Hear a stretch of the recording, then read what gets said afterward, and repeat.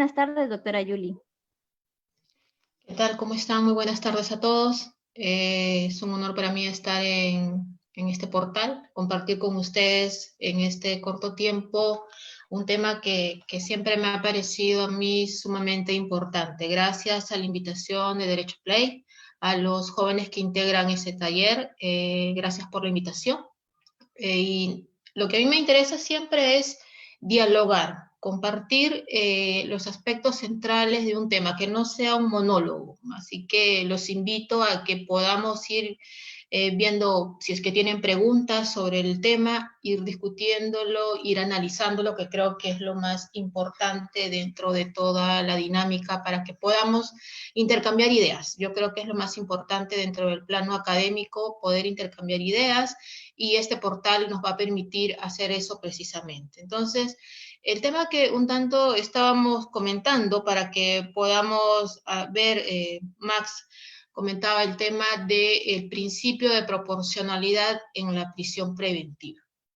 Y yo debo de confesarles que este es uno de los puntos que más me atrae en el tratamiento de la medida de coerción de prisión preventiva. ¿Por qué? Y para quienes son abogados y están estudiando, y para quienes son aún estudiantes de derecho, también se deben haber dado cuenta en el análisis que hacen del día a día, o en las audiencias que suelen ver. Hoy en día hay, creo, la televisión y redes sociales nos permite, a diferencia de otras épocas, estar empapado en lo que viene en los casos penales. Entonces, lo más importante dentro del punto de litigio o del análisis de un caso, en lo particular, considero que una pieza central de todo el análisis es precisamente el tema del principio de proporcionalidad. Más allá de los tres presupuestos del artículo 268 del Código Procesal Penal, o sea, fundados y graves elementos de convicción de la relación entre el imputado y el supuesto hecho comisivo, la gravedad de la pena y el peligro procesal, peligro de fuga, peligro de obstrucción. Pero, si ustedes recuerdan la casación Moquegua, no es que haya incorporado un nuevo presupuesto. De hecho, este ya existe y lo vamos a ver más adelante. Y yo ahí a veces he tenido algunos puntos de cuestión, porque en lo particular yo sí considero que el test de proporcionalidad sí es una condición incluso de procedibilidad para la imposición de la prisión preventiva cuando no un presupuesto. Ahí yo, en verdad, varias veces que en audiencias me han preguntado sobre este tema, y hablo sobre cómo lo trato como un presupuesto, como una condición, como un requisito de procedibilidad. Un tanto encuentro en algunos casos reparos de algunos magistrados y otros no. Pero a lo central, y quizás como un aspecto para poder tener en consideración cómo, dentro de qué contexto o en qué ámbito debemos de partir para poder tener un análisis mayor o concreto de esto. Y yo quiero partir con algo muy central, que son los modelos de la coerción procesal. Este es un tema que ya hace bastantes años, en una publicación que incluso está en, en redes sociales, la publicación íntegra la pueden ubicar, que hicimos un análisis conjunto con el profesor Arsenio Ores sobre el tratamiento de las medidas cautelares a nivel nacional. Hacíamos un análisis comparativo desde el Código del 39, el Código del 91 y el Código del 2004, vigente desde 2006 en algunos distritos judiciales. Y planteamos que existen tres modelos, digamos, en este caso: el modelo garantista, el modelo eficientista y el modelo de prevención radical. El modelo garantista es aquel que, digamos, prevalece la libertad por encima de cualquier restricción. La supremacía del derecho a la libertad es la base de este modelo. Como segundo punto, este modelo garantista propugna medidas alternativas precisamente al de la prisión preventiva. Y se afirma que esta medida tiene fines solamente cautelares. Y esto ustedes lo van a tener en consideración. ¿Por qué? Porque muchas veces se tiende a confundir que la prisión preventiva, en algunos casos en lo concreto, tiene una orientación más punitiva. Y sobre todo esto cuando, desde mi perspectiva, y esto es compartido por muchos docentes, se aplica la prisión preventiva teniendo como único supuesto la gravedad de la pena o los hechos imputados, lo cual desde luego ya la convierte en una medida con fines punitivos, más allá de fines procesales. Y que en este caso, pues, ¿cuál modelo garantista tiene los fines de coerción limitados? Esas son las características del modelo garantista. Del modelo eficientista, que es el segundo, un tanto la regla se invierte, es decir, ya no es la libertad la regla y la detención de la excepción, sino que se invierte. La detención se convierte en la regla y la libertad la excepción. Prevalecen allí ciertos criterios de eficientismo, cual autoritarios. Y estos se manifiestan generalmente en algunas normas, en algunos criterios jurisprudenciales, pero en este caso, lo más drástico, el modelo más drástico es la de prevención radical, la de tolerancia cero, es decir, autoridad y aquí sin límite alguno con tal de privar de la libertad. Son estos tres modelos que existen y si ustedes se dan cuenta dentro de un análisis de evolución normativa del código, si hablamos del código del 39, incluso el anterior, el del 91, el del 2004, que establecen toda una gama de tratamiento de las medidas de coerción, nos vamos a dar cuenta que en verdad hemos pasado por muchas de ellas. Incluso me atrevería a decir que más allá de la regulación normativa, lo cierto dentro de todo esto es que aquí lo que existe, más allá de todo, también es la aplicación ya en el plano práctico, ¿no? No sé si me dejo entender. ¿Podemos tener una norma perfecta? Ojo, no la tenemos. No estoy diciendo que tengamos una norma perfecta, que tengamos un código procesal perfecto. Creo que ningún país o pocos países lo pueden detener. Nada es perfecto. De hecho, por más casi o cuasi perfecta que podamos tener un ordenamiento, lo importante es cómo se aplica la ley y cómo los jueces aplican la ley o cómo las partes, porque ojo, no es un criterio solamente judicial, hay que partir de ese punto también, porque quien propone la aplicación de las medidas de coerción es el fiscal, y el requerimiento fiscal tiene que contener también el cumplimiento de los requisitos y de los presupuestos procesales que exige la ley basada en la Constitución, sin tener, digamos, sin desmerecer, obvio, y teniendo en consideración por demás la regulación en los tratados internacionales. Pero es el fiscal quien propone. Y luego la defensa en audiencia también, digamos, tenemos que refutar o, en todo caso, canalizar determinadas cuestiones que sí se están teniendo en cuenta. Entonces, a lo concreto, visto estos tres modelos, visto el desarrollo que hemos tenido normativo y la aplicación jurisprudencial, este factor o este presupuesto o este requisito o esta metodología, como se suele denominar, en lo particular, yo considero que se ha convertido o debe ser un elemento central en el análisis cuando se va a imponer una medida tan grave como es la de la privación de libertad. Y más grave aún, como cuando sucede el plazo por el cual se impone, y ustedes no me van a dejar mentir, seguramente tienen la misma casuística dentro de sus distintas zonas, es que resulta que se viene aplicando el plazo máximo legal. La ley y el Código Procesal Penal habla de plazos máximos, pero no le impone al juez la obligación de establecer 36 meses de prisión preventiva. Lo que le dice es, tienes un máximo de 36 meses.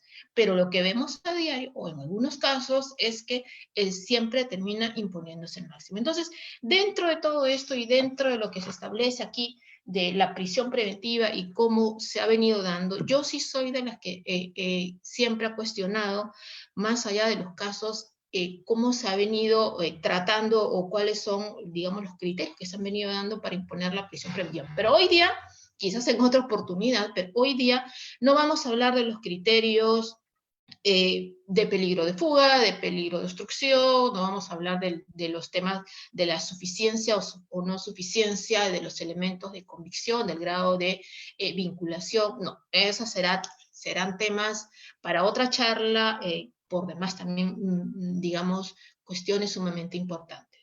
Pero mi primera reflexión va a lo siguiente. Por lo general, y quienes han litigado y quienes han presenciado audiencias, se han dado cuenta que el debate siempre se centra en el primer presupuesto y quizás en el tercer presupuesto, que es el peligro procesal. De hecho, por lo general, como abogados sabemos que tenemos que centrarnos en el último presupuesto, en el tercer presupuesto de peligro procesal para evidenciar que no hay peligro de fuga, no hay peligro de obstrucción.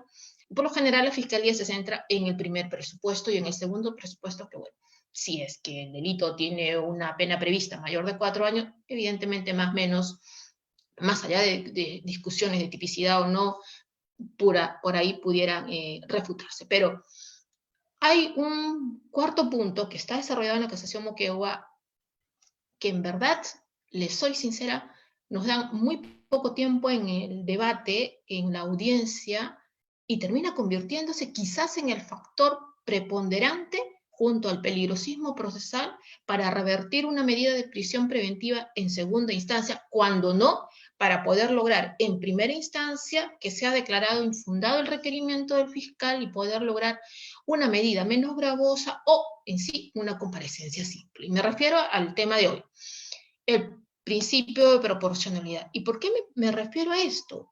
Porque en verdad pueden darse por cumplido el primer presupuesto, el segundo presupuesto, el tercero, que son los peligros, pero quizás el caso no supera el triple test de proporcionalidad en sus tres manifestaciones. Y aquí vamos a centrarnos puntualmente ahora en cuál es la regulación normativa.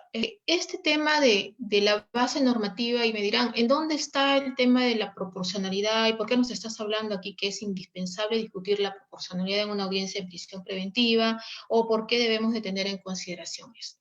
Y en verdad, si ustedes revisan el 253.2 del Código Procesal Penal, es claro, es clarísimo, dice, la restricción de un derecho fundamental exige o requiere expresa autorización legal y se impondrá con respeto al principio de proporcionalidad y siempre y en la medida y exigencia necesaria existan suficientes elementos de convicción. Ahí está el requisito. Pero luego incluso nosotros vemos el mismo artículo del 253, pero ahora el numeral tercero, y establece, la restricción de un derecho fundamental solo tendrá lugar cuando fuere indispensable en la medida y por el tiempo estrictamente necesario para prevenir, según los casos, los riesgos de fuga, de ocultamiento de bienes o de insolvencia sobrevenida, así como para impedir la obstaculización de la averiguación de la verdad y evitar el peligro de reiteración delictiva.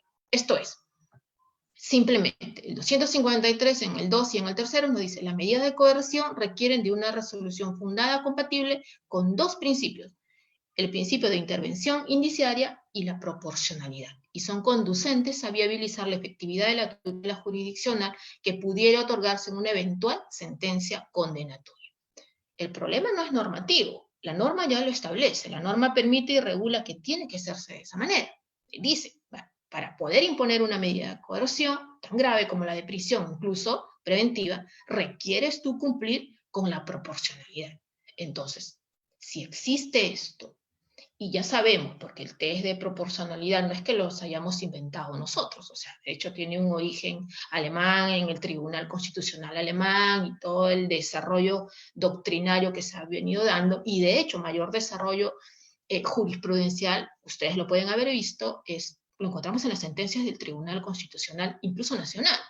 Entonces, el tema viene en la aplicación, y ahí venía lo que yo les comentaba hace unos minutos. Siendo tan importante este tema, incluso en las audiencias, a ustedes les debe haber pasado lo mismo que a mí, que nos conceden de 5 a 10 minutos simplemente para debatir aquello que es gravitante. Es decir, puedes haber estado ya pasado el debate del primer presupuesto, suficientes y graves elementos, segundo presupuesto, gravedad de la pena, tercer presupuesto, peligro procesal, pero te queda este que es tan importante, es decir, es como que lo último antes de pasar a discutir el plazo, si es que con esto a tu cliente le pueden o no le pueden imponer la prisión preventiva. Y resulta que y el juez te puede haber dado a veces 5 minutos y tú dices, perdón, es lo más importante. Aquí ya puede ser que sí, hay suficientes elementos de convicción, el tipo penal es grave, hay un riesgo mínimo de fuga o destrucción, pero quizás la medida no es proporcional. Entonces, no sé si me siguen, o sea, podemos haber dado por cumplido incluso los 3 presupuestos anteriores, pero si este no se da en sus 3 manifestaciones, simplemente la medida de prisión preventiva ni siquiera debiera de aplicarse. Y entonces ahí viene incluso lo que dice la Corte Interamericana en varios casos. De hecho, la prisión preventiva está limitada por los principios de legalidad presunción de inocencia, necesidad y proporcionalidad, indispensables en una sociedad democrática. Constituye la medida más severa que se puede imponer al imputado y por ello debe aplicarse excepcionalmente. La regla debe ser la libertad del procesado, mientras que la detención es la excepción.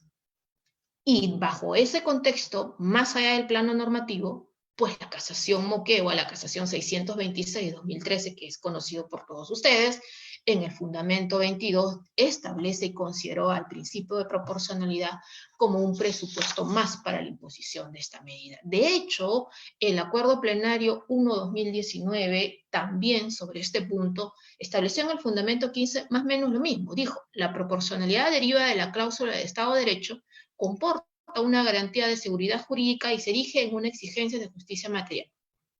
Esta se califica por su fungibilidad de la medida, si pueden alcanzarse de otro modo fines que se pretenden. Y entonces, vamos a ver. Y lo cierto aquí es que la validez y la eficacia de toda decisión, sea pública, sea privada, dependen de su ajustamiento a un contenido constitucional. ¿Cómo se logra esto? Si es que es racional, si es que es proporcional. Contrario sensum, esta lógica será una decisión irrazonable si es que, digamos, no cumple con este parámetro. Entonces, según este principio de proporcionalidad, una medida restrictiva de derechos, cualquiera, pero ya que estamos hablando de prisión preventiva, cerrada de prisión preventiva, debe cumplir con 3 exigencias. Primero, o 3 juicios, por eso se llama el test de triple. Juicio de identidad, juicio de necesidad y de proporcionalidad en sentido estricto. Basta que se incumpla alguna de estas exigencias para tenerla como una medida desproporcionada y, por tanto, inconstitucional. Entonces, esta medida de una estructura trilógica o de una composición triádica se hace necesaria en esos aspectos. Y para poder nosotros empezar a analizar cuando una medida es proporcional o no es proporcional, debemos de tener en consideración, digamos, la concreción dialéctica, como dice el profesor Celis Mendoza. De un lado, el fin procesal de la prisión preventiva y de otro lado, la grave afectación de la libertad del imputado. Es decir, tiene los dos aspectos, el fin, que en este caso el fin cautelar, pues, que es resguardar que el imputado no se fugue o no obstruya el normal desarrollo del proceso, y de otro lado el derecho tan importante como es el derecho a la libertad. Son estos dos puntos los que entran precisamente en ponderación. Entonces, vayamos a ver el primero, el juicio de idoneidad. ¿Qué dice el acuerdo plenario sobre esto? La prisión preventiva será idónea si es que permite alcanzar el fin constitucionalmente legítimo y socialmente relevante, vale decir, hay una relación medio-fin. La pregunta aquí ¿es la prisión preventiva una medida idónea o se adecua a los fines cautelares, a los fines que tú persigues? Lo que hay en el Tribunal Constitucional es claro, el principio de idoneidad comporta que toda injerencia de los derechos fundamentales debe ser idónea para fomentar un objetivo constitucionalmente legítimo. Es decir, que exista una relación de medio fin de la medida limitativa, que en este caso va a ser la prisión preventiva, y el objeto constitucionalmente legítimo que se persigue alcanzar en este caso. Así de simple. Pero aquí hay un presupuesto muy importante a tener en consideración. Y aquí viene el gran problema desde mi punto de vista. La exigencia es que la evaluación de este juicio debe ser realizado siempre ex ante, vale decir, sobre hechos o acontecimientos que ya han ocurrido. Yo no puedo, como fiscal, decirle al juez que la medida no es idónea, o sea, mejor dicho, que la prisión preventiva es idónea y que no caben otras medidas menos gravosas, porque hay en este caso una probabilidad futurística de que pueda pasar. Es decir, por ejemplo, a mí me ha tocado casos tan simples como esto, donde el razonamiento no ha sido otro, sino que, bueno, tienes todos los arraigos, por tanto, digamos, te considero todos los arraigos, pero resulta que el tipo penal que te estoy imputando es tan grave que puede ser culpable, hay un alto grado de culpabilidad y entonces la medida de prisión resulta ser idónea. ¿Cuál es el razonamiento ahí? En absoluto no hay ninguno. Entonces, ese va a ser el tema. Vale decir, insisto, el análisis o la evaluación de este juicio tiene que ser ex ante, no con una probabilidad futurística, sino en base a hechos concretos, ya sucedidos, realizados o atribuidos al imputado. Segundo punto, atribuidos al imputado. ¿Por qué? Porque también hay resoluciones en las cuales se ha impuesto una prisión preventiva, dando por superado este presupuesto o este primer juicio de idoneidad, en aquellos casos donde precisamente no es la conducta del imputado, sino es el razonamiento ha sido, aunque no lo crean, el siguiente. Ok, tú tienes todo, ok, pero en otro caso, siendo tan grave por lo mismo, se fugó, se ocultó, no se encuentra, y entonces te impongo la medida de prisión preventiva. ¿Y dónde está allí el acto de aquel imputado? Si no es un acto de un tercero, de otro caso, en otro contexto, en otro año, totalmente. Entonces, este juicio de unidad tiene un carácter técnico. No es una evaluación probabilística, futurística, una mera probabilidad de que se va a alcanzar o no el objeto cautelar de ninguna manera. Es algo técnico. ¿Cuál es el problema? Como les venía diciendo, que muchas veces no nos encontramos frente a un análisis técnico, en este caso carece de una motivación. Simplemente la motivación, y ese es el otro problema que viene, por eso hay muchos habeas corpus que precisamente se desprenden por el incumplimiento de este presupuesto, es que se da por superado el test de idoneidad o el juicio de idoneidad simplemente porque se consideran que existe un peligro de fuga o un peligro de obstrucción, así en abstracto, sin ningún análisis, o que en este caso la medida de prisión, y ese es tal cual, de hecho les estoy diciendo cómo vienen fundamentados. O sea, si ustedes revisan muchas de las resoluciones que imponen prisión preventiva, a lo más, cuando establecen proporcionalidad, dicen, les debe haber pasado, conceptualizan cada uno de los tres juicios, idoneidad, necesidad y proporcionalidad en sentido estricto, pero no terminan motivando por qué consideran que cada uno se da por cumplido. O, en segundo lugar, tampoco se motiva por qué, en este caso, el solo hecho de considerar que existe peligro de fuga o peligro de obstrucción ya da por evidenciado que en este caso, por ejemplo, hay un juicio de adecuación de la medida de prisión preventiva a los fines cautelares. No existe. Entonces, ahí viene la problemática, ahí viene la cuestión, que en este caso a veces no se establecen válidamente cuáles serían en todos los casos los fines que persigue con la medida, aquí con la de prisión preventiva y los hechos cautelares que se tienen que resguardar. El segundo juicio, que es el juicio de necesidad. Cuando estamos hablando que la medida de prisión preventiva debiera de ser necesaria. Entonces, ¿qué es lo que ha dicho el acuerdo plenario? La prisión preventiva será necesaria si en el caso concreto es indispensable para el fin de aseguramiento perseguido siempre que no exista otra medida menos gravosa, comparecencia con restricciones, por ejemplo, que cuenten con la misma aptitud o eficacia para asegurar al imputado al proceso. Vale decir, ya no estamos en una relación medio-fin, ahora estamos en una relación medio-medio, vale decir, la prisión preventiva es la de más grave. Luego están las medidas de comparecencia con restricciones. Luego incluso existe la medida de arresto domiciliario. Luego, dentro de esto tenemos toda una gama de restricciones. El impedimento de salida del país, la caución, la prohibición de comunicarse con determinadas personas, la de ir a firmar cada 30 días o registrarse. Hay una gama de medidas. Hay una gama de medidas. Entonces aquí lo que corresponde es evidenciar, a ver, ¿es la medida de prisión preventiva aquí necesaria? Existen otras medidas. Puedes cautelar los fines, digamos, resguardar los fines cautelares. Si le impones un impedimento de salida del país, si le impones, en este caso, una caución, o le impones algún otro tipo de medida, eso es lo que se va a discutir en este caso. Obvio, no simplemente te tienen que decir, no se da, es necesario porque, en este caso, el impedimento de salida no resguarda, no, perdón, me tienen que decir por qué el impedimento de salida no resguarda el fin cautelar que tú estás persiguiendo.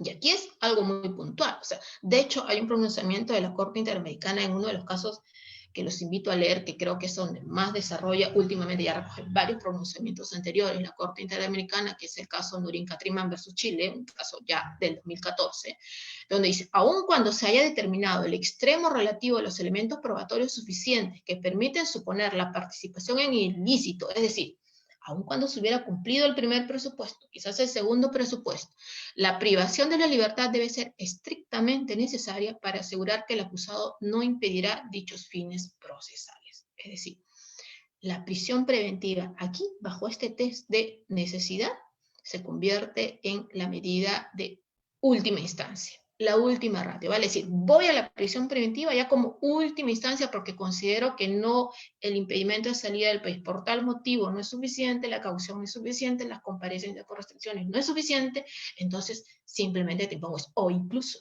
el arresto domiciliario tampoco resulta ser aquí necesario. Y nuevamente el problema viene en la aplicación.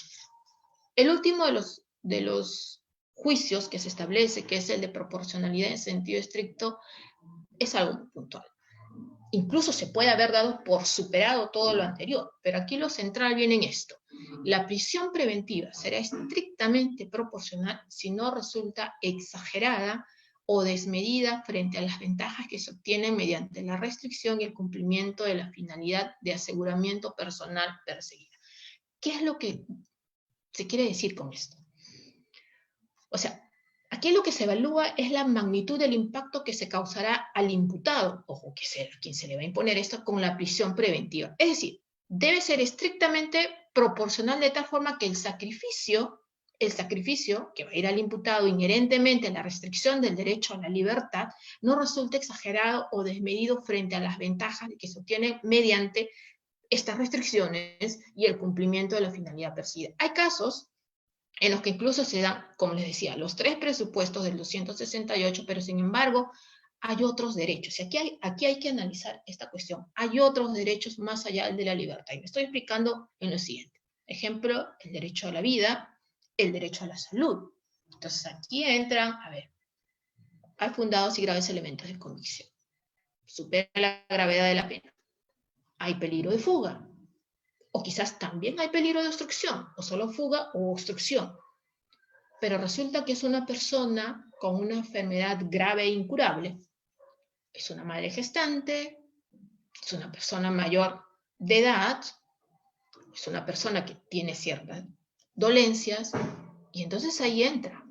¿Es proporcional en sentido estricto la medida? ¿O puedes imponerla? O incluso ni siquiera eso. Puede haber, ojo, que también hay uno de los criterios de la Corte Interamericana para poder considerar que la medida incluso no sería proporcional en sentido estricto, más allá de los casos que les he comentado, es en el caso de mujeres, madres de familia. De hecho, ¿por qué? Porque hay el interés superior del niño. Si tienen que resguardar a menores de edad, entonces cabe ponderar si es que es viable o es factible o no. Entonces, si ustedes ven, desde mi concepción personal, este principio, el test de proporcionalidad o la metodología de proporcionalidad, como lo quieran nominar, sí lo considero sumamente importante de cara a imponer o analizar si se impone o no se impone la prisión preventiva. No basta que se cumplan los 3 presupuestos normativos o materiales del 268. Existe esta herramienta, esta metodología, este fundamento que, insisto, tiene que ser ampliamente debatido. En muchos de los casos, los que se está logrando, incluso hoy en día, por los pedidos de variación, los pedidos de cese, tienen incidencia precisamente en este principio. Y yo creo que nos corresponde a nosotros, como abogados, como estudiantes de leyes, de derecho, estar atentos a la imposición de esto. Yo creo que por allí debiéramos hacer una construcción. Es algo que no se ha tomado mucho, es algo que debiera desarrollarse más. Hay abundante desarrollo en el plano constitucional, pero para la aplicación de la prisión preventiva es un gran tema que no debiera de dejarse escapar. Entonces, no sé si es que tienen preguntas, hay preguntas de por medio para poder ir viéndola o vamos cerrando. Lo que yo sí les quiero dejar en claro aquí es algo muy puntual. Hagamos que en las audiencias este punto sea tan o cuán importante como el debate del peligro procesal. Para quienes son abogados, creo que debemos de incidir mucho ahí. Y para quienes son fiscales, para reforzar su argumentación de por qué lo que están solicitando supera, en este caso, hay puntos. Entonces, Max, si es que hay preguntas, yo encantada de poderlos ir absolviendo. Para mí este es uno de los temas centrales. De hecho, aquí siempre hemos estado desde mi experiencia, muchos de los casos, yo creo que aquí En muchos casos está la salida y debiéramos de concentrarnos muchos allí. A ver, vamos viendo preguntas. Cierto. Y es que ese es el gran problema. Resulta muy bonito en el papel, ¿no? Es muy bonito, podemos leer desde Robert Alexis, podemos leer todos los tratados, las amplias y nutridas sentencias de nuestro Tribunal Constitucional, incluso que para mí tiene muy buenas sentencias sobre este punto, al profesor Castillo Córdoba, o sea, a muchos de nuestros constitucionalistas, pero y el momento de las resoluciones judiciales, yo los invito, de hecho, este es un tema que yo hace mucho tiempo decidí que sea mi tesis, incluso para poder publicar un libro, es algo que he dejado inconcluso y que en esta cuarentena más o menos ha servido para ir actualizando datos. Pero aquí hay algo central, ¿no? Porque me dicen, la casuística nos ha venido a poner en claro que lo que se realiza es un juicio de proporcionalidad en abstracto, pero no en concreto. Les doy toda la razón, en absoluta toda la razón. Es que no hay un juicio de proporcionalidad en concreto. Es más, yo partí diciéndoles hace un minuto, ¿no? Si ustedes revisan, los invito, identifiquen 5 resoluciones o actas de transcripción de audiencias de resoluciones de prisión preventiva y vean la motivación del test de proporcionalidad. Se van a llevar muchas sorpresas. Quizás para los que litigan o han tenido que apelar o ver estas resoluciones, me van a dar la razón. A lo más encuentras media carilla, y eso, donde lo único que se hace, ojo, no en todos los casos, hay magistrados que sí, me saco el sombrero y te fundamentan debidamente haciendo un triple juicio en el test de proporcionalidad, pero la mayoría lamentablemente. Lo que hay es una conceptualización bibliográfica de cada uno de los 3 elementos y terminan dándote, por tanto, es idóneo, es necesario y es proporcional en sentido estricto. Perdón, ¿y dónde está la motivación cualificada que se requiere para estos casos? Coincido. Hay, en este caso, un juicio de proporcionalidad en sentido abstracto, más no en concreto. Lo que se necesita es que sea en concreto, al caso en sí. Y al caso en sí, ni siquiera en referencia general, al caso en sí. Ahí les doy la razón. Según otra pregunta. Sí, como cualquier punto en doctrina, todo es criticable. Estamos hablando en derecho, pero en derecho siempre hay en pro y hay en contra.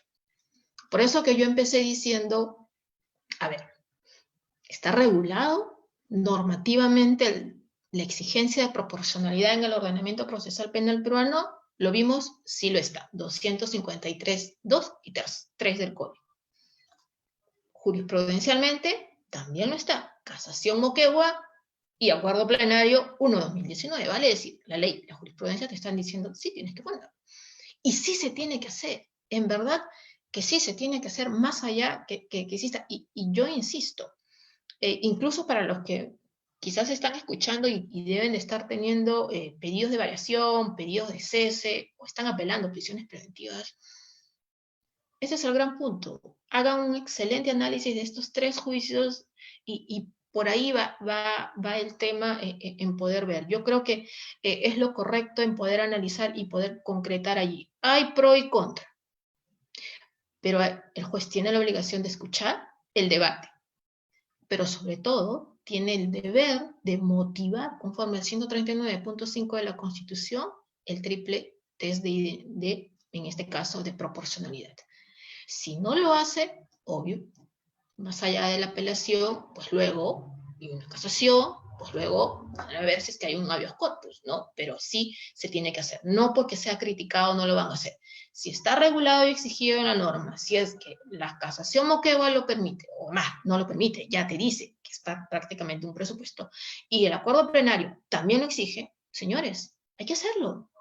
Hay que hacerlo. Vean ustedes el fundamento 21 del Acuerdo Plenario 1/2019. Es clarísimo. Ahí están los 3 puntos de la proporcionalidad.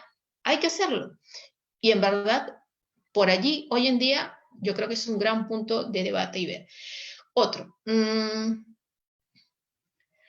La idoneidad. Bueno, cuando hablamos de idoneidad, en este caso lo que nosotros estamos viendo aquí es precisamente eso, o sea, muchas veces, y la gran discusión es aquí, yo les decía, por eso yo empezaba diciéndoles cuando hablaba del test de idoneidad, tiene que ser una evaluación ex ante, y obviamente bajo elementos concretos, porque yo no puedo decir, simplemente porque lo presumo culpable, merece la prisión preventiva y pasa el test de idoneidad. ¿Por qué? Porque está afectando el principio de presunción de inocencia. No puede ir uno en desmedro de otro. Me tienes que mostrar actos concretos y simplemente no me puedes decir se da por superado el test de idoneidad. No, me tienes que decir por qué se da por superado el test de idoneidad. Son tres. En este caso estamos hablando idoneidad, necesidad y proporcionalidad en sentido estricto. Son tres los puntos que hay. Y en este caso, el fundamento del tercero es muy concreto, donde incluso tienes que ver que no resulte exagerada o desmedida esta medida de prisión, porque hay en juego incluso otros derechos. Cité el caso de derecho a la vida, derecho a la salud, incluso del interés superior del niño en caso de madres con menores de edad que necesitan del cuidado. Entonces tú ponderas en este caso, tú ves, a ver, hay suficientes elementos de convicción, la pena es grave, hay peligro, pero es una persona que está grave de salud, está muy grave de salud, entonces, ¿qué? Me voy por arresto domiciliario, por ejemplo.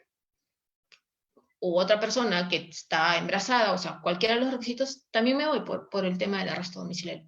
O algo que no se está usando y debiera de usarse más, los grilletes electrónicos. Yo creo que es momento ya de ver en este caso.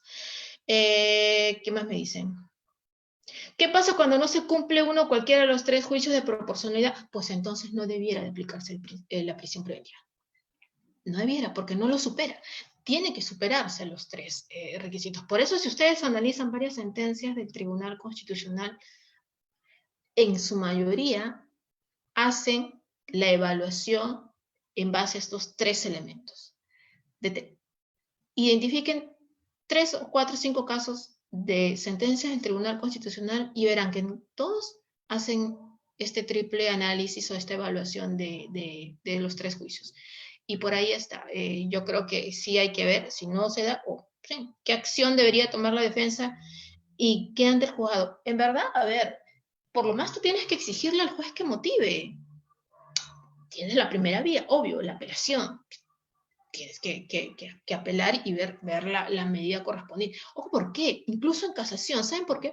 Porque si no está debidamente motivada, y ahí va el problema. Por eso yo les decía, los invito a que puedan identificar 5 casos en los cuales se analice esta cuestión y van a ver que difícilmente se cumple, difícilmente digo, porque sí hay casos donde sí están debidamente motivados, que el gran problema cuando se analiza esto es que no hay una debida motivación.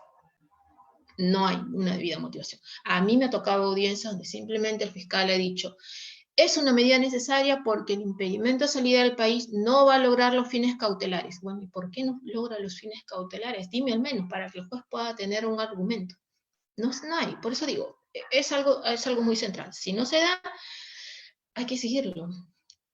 139.5 de la Constitución, garantía de motivación de las resoluciones judiciales. 253.2 y punto 3 del Código Procesal Penal exigen la proporcionalidad.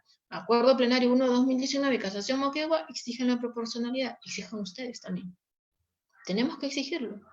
Nos toca a nosotros, como abogados, exigirlo. Y a los fiscales, cumplirlos en su requerimiento. Porque recuerdan que los requerimientos tienen que estar debidamente motivados. Creo que esas eran las 5 preguntas que tenían. No sé, Max, si es que hay algo más.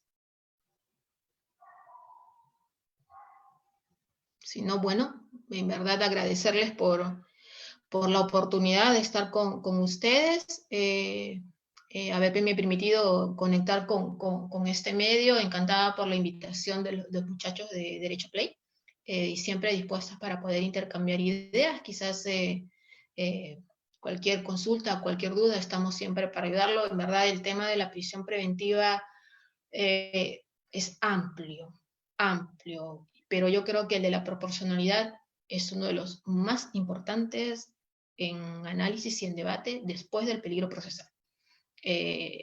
fundamentales para cualquiera que litigue en todas las instancias, en absolutamente todas las instancias. Entonces, muchísimas gracias, les agradezco bastante esta oportunidad, hasta un nuevo momento en el cual tengamos oportunidad de seguir intercambiando ideas. A mí me encanta mucho el diálogo, conversar. Quizás en algún otro momento hacemos una cuestión de preguntas y respuestas, y siempre encantada de ver todo en pro del tema académico. No, me despido, muchísimas gracias a ustedes.